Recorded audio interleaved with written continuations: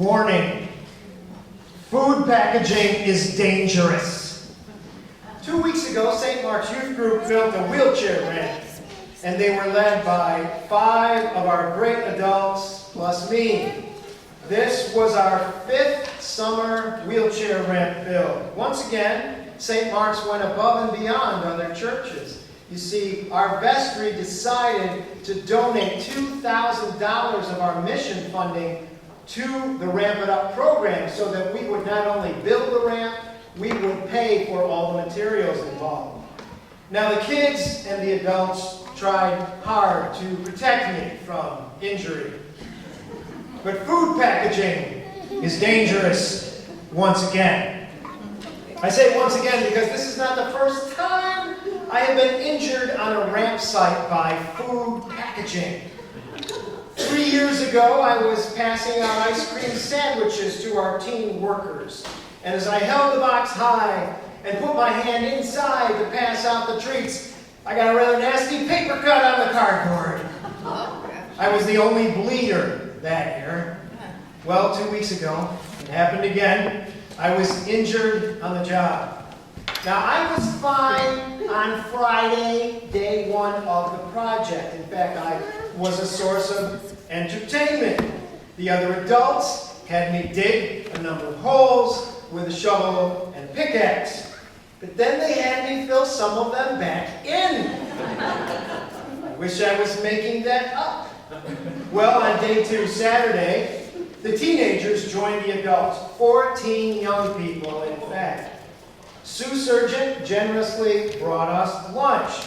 The homeowners also got us a pizza to share. Well, after lunch, I was picking up the trash, and I grabbed the pizza box, folded it in half, stuck it under my left arm, and then I grabbed some other trash with my right hand. On my way to the trash bag, I decided to double over that pizza box one more time to fit it in the trash bag, and I caught the inner flesh of my arm between the cardboard, and it broke a vein and made a black bruise instantly. Well, this was an opportunity for sympathy that I simply could not pass up. Manfully bearing up under the pain, I showed my injury around. Now, you all know me as strong and silent. But I said, look, I got a subcutaneous hematoma. Dave Surgeon looked and said, that is a hideous disfigurement. Eric Lane said, yeah, and your boo-boo doesn't look very good either. My wife later called it a reason to contact OSHA. Stacy Gridley took a picture of it, and I've been offering to show this picture around to people for 25 cents a pop. Haven't made a lot of money yet. A pizza box. A pizza box! But we got the ramp built, and we built it for Maddie.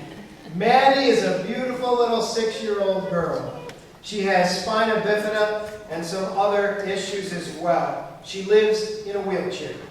She has a beautiful mommy and a daddy and a little brother and a little sister. 2 of her grandparents were there for the day with us too. Now the grandpa and I bonded. We are both grandfathers, you see, and that's important. And I have a little girl in my own family who lives with disabilities. And so this other grandpa and I talked a whole lot together. Now, because we had a big group of teen workers, we needed more work. All 14 kids could not work on the wheelchair ramp at the same time.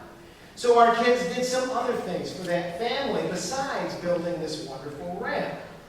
The backyard was full of wet, soggy, ruined trash. Unfortunately, a couple of weeks before we got there, the basement of the family home flooded, and they lost all their stuff that was in the basement. They had put it out on the backyard, but they hadn't gotten around to doing anything with it yet, so this pile of trash was still there.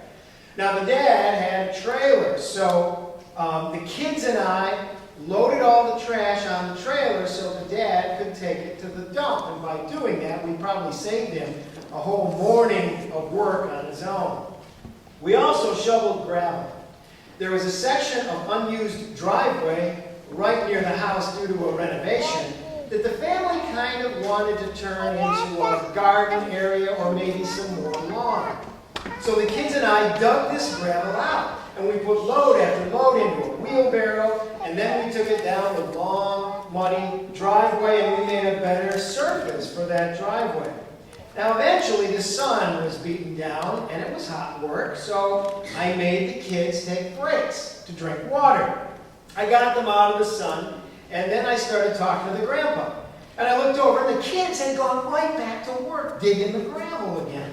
And I said, hey, I just told those kids to take a break. And the grandpa said, yeah, I saw them get a drink of water, and they went right back to work.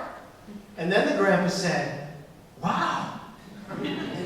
Our kids did something else. They played with the little brother and sister of Maddie, which gave Mom a bit of a break and gave those two little kids a really nice day.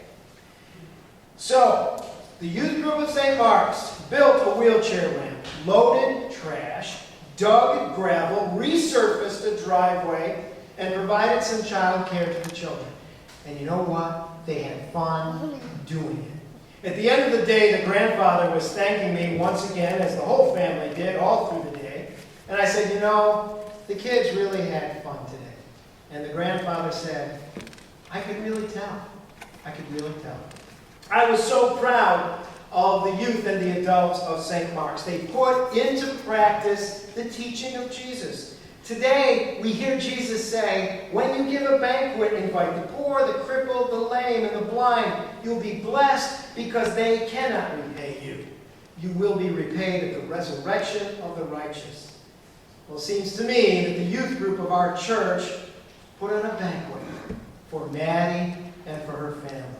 I bet it warms the heart of Jesus. And I know it sure warms mine.